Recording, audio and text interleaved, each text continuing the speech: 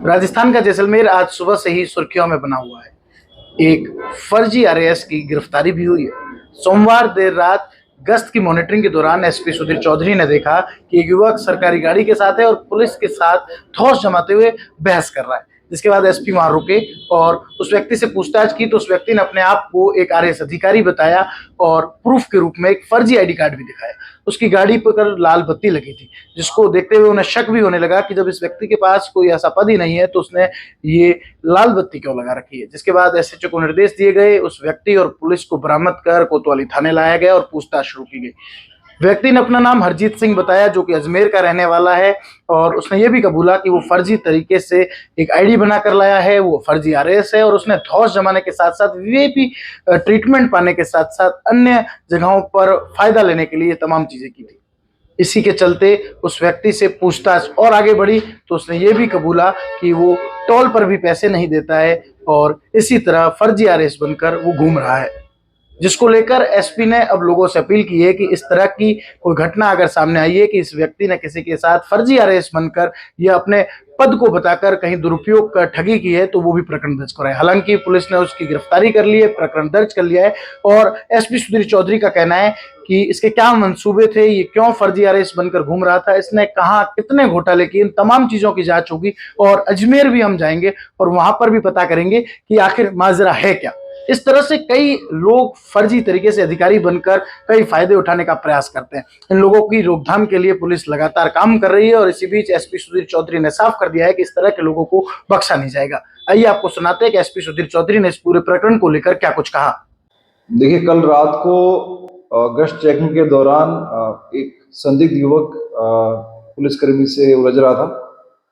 वो अपने आप को एक आरएएस अधिकारी बता रहा था। उसकी गाड़ी पे जो मल्टी कलर्ड लाइट है, जो लॉ इन्फोर्समेंट एजेंसीज को इमरजेंसी सेवा में जो सेवाएं में जो अधिकारी उन्हीं के पास होती है, क्योंकि वो आरएएस अधिकारी था और कोई भी मजिस्ट्रेशन पोस्ट पे नहीं था और उसकी गाड़ी पे बत्ती लगी हुई थी। प्रथम दृष्टया थोड़ा संदिग्ध प्रतीत हुआ तो मैंने एसएचओ कोतवाली को निर्देश दिए कि इसकी विस्तृत जांच की जाए।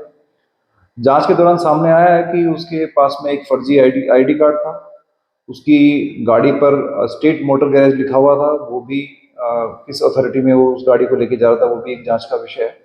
उसके अलावा जो मल्टी कलर्ड बेकन थी, उसके भी एक बिल उसके पास में मिला, जो कि राजस्थान सचिवालय के नाम से बिल था। तो क्योंकि ये प्राइवेट व्यक्ति था और उसने बाद में कबूल भी किया कि मैंने सिर्फ धौंस जमाने के लिए और टोल वगैरह एग्जेम्प्ट होने के लिए और वीआईपी ट्रीटमेंट पाने के लिए और इस तरह की कोई मंसूबे के साथ में ये काम किया था।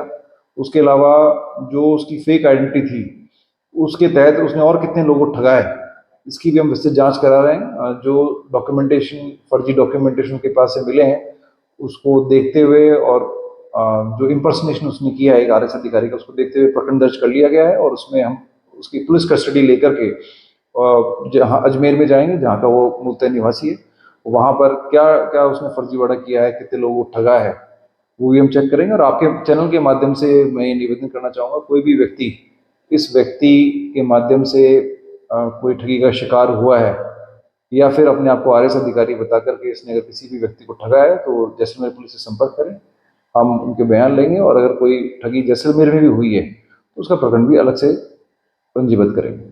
देखिए, इसके संदर्भ में विस्तृत अनुसंधान जारी है, क्योंकि बहुत ही गंभीर विषय है। मल्टी कलर्ड जो बीकन लाइट्स हैं वो ओनली लॉ इन्फोर्समेंट एजेंसीज और इमरजेंसी सेवाओं के लिए ऑथराइज्ड हैं। प्लस एक सरकारी सेवा के अधिकारी का, आरएएस अधिकारी का कार्ड लेकर के जाना, जो कि सबसे सीनियर मोस्ट अधिकारी होते हैं स्टेट सर्विस के, तो ये काफ़ी गंभीर घटना है। इसको लेकर के हम गंभीरता से कार्रवाई कर रहे हैं और आने वाले समय में जो भी अनुसंधान में आएगा वो आपको शेयर करेंगे।